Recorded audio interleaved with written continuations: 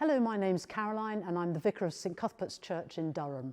One of the things that makes this church particularly special is because historically we've got a connection with the hospital, which is just adjacent to us. And in the past, in the 50s, 60s and 70s, babies who were born at birth or died and then miscarried or miscarriages were buried in the churchyard. And over the years, we've had a number of requests from people asking to see where their babies have been buried. And as a result of this, we've devised this baby memorial project. And I want to hand over to Barbara now, who's going to tell us about the impact that it's had on the people she's met. Hello, I'm Barbara. I'm the church warden of St Cuthbert's Church.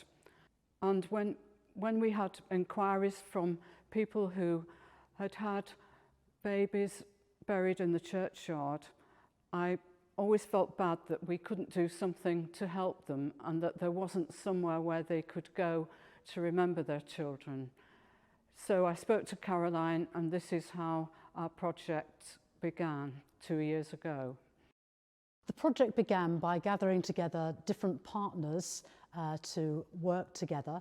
This included our architect, Michael Atkinson, our local councillor, Liz Brown, the hospital chaplaincy at University Hospital, New Durham, and members of the congregation.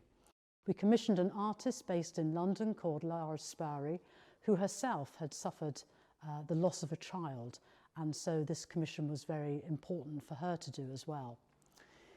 We've met over 2 years, as I said. The memorial is about to go in place, and we know that we need footpaths in order to make it accessible. And this is where we drew on the expertise of the local councillor, Liz, to help us. Hi, I'm Councillor Liz Brown and I'm the local parish and county councillor. I was pleased to be approached by St Cuthbert's Church about the memorial because we've suffered this loss in my own family.